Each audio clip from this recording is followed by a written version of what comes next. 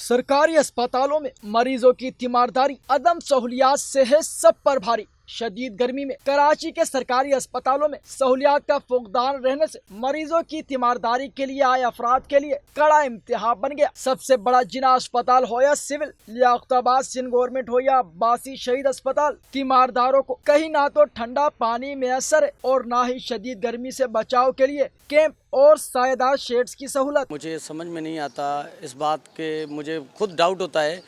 बाहर से अंदरूनी सिंध से बहुत सारे लोग आते हैं यहाँ पर इलाज कराने के लिए, उनको कोई सहूलत फराम इस तरह की नहीं मिलती जिस तरह मिलनी चाहिए।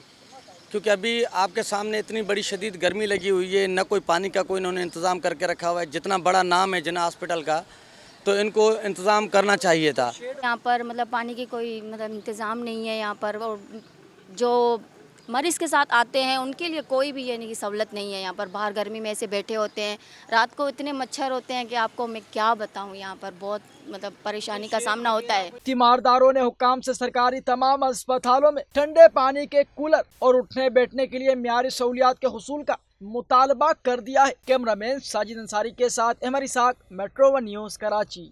मेट्रो वन न्यूज़, हर पल की खबर।